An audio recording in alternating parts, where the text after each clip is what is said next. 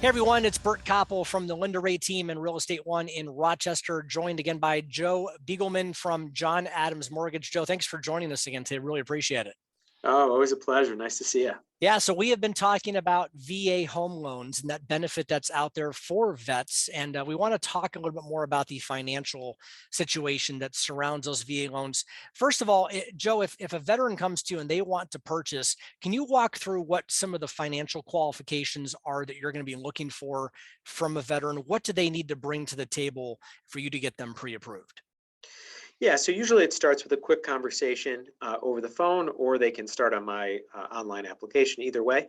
But what we're trying to figure out is we're trying to pull a credit report. So we'll ask them some basic information about their name and social and birth date and address. That allows us to pull the credit report, and then we'll get into their income. Whether it's a W-2 job, self-employed, if it's VA, benefits where they're getting a monthly stipend from the VA. We'll go over all the income and then talk to them about their assets and see what kind of money they have saved up in the bank. So it's usually just an evaluation of where they stand right now, what their financial picture looks like, and then I start to design the program for them. Do That's they want to awesome. do zero down that VA is known for, right? And Mhm. with no PMI and just, wonderful, wonderful program, or do they want to put something else down? I do know too that there's something called a funding fee with the VA loan. So obviously that's something that all vets have to pay. There's an exception if you have a disability rating, where if you're a disabled vet, they actually waive that fee. Can you talk about what that fee is, if you know that by any chance, and how that Yeah, works? yeah, for sure. So if you have any disability from VA at all, it's waived. So any percentage disability, it's gone. Um, it's a financed fee. So the Mhm. funding fee on buying a primary residence, like your first time use, would be at about 1 3/4 off the top of my head. Subsequent uses jump up to 3.3%.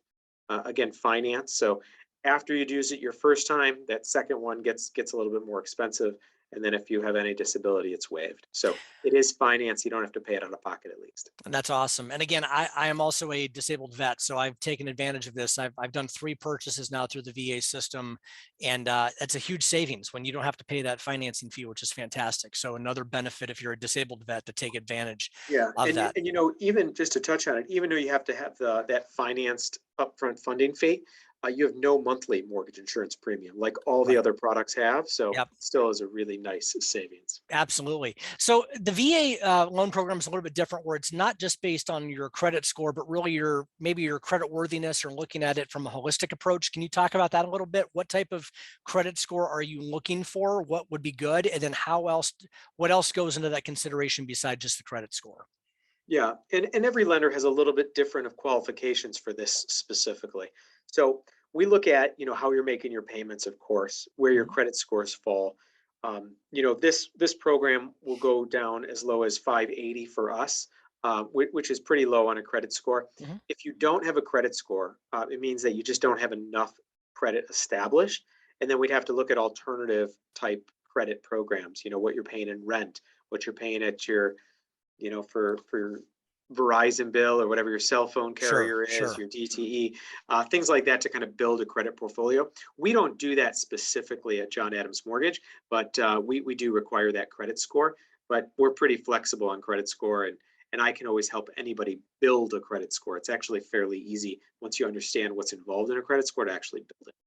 That's awesome. Can we talk a little bit about what some of the limits are on VA loans? For example, what's the maximum you can borrow under the program, and what types of properties are actually eligible under the VA loan program? Can you address that? Yeah, for sure. So the loan amounts that VA will insure go up to whatever the conforming loan limits are in whatever state or area you're borrowing in. So in Michigan, it's up to 647,200.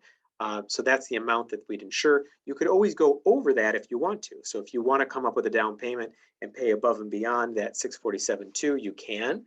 That's just how much VA will insure. Sometimes lenders will insure over that and actually allow you to borrow more, but you'd have to check with each lender on what they're willing to do. Mhm. So a good program. What was your second question there?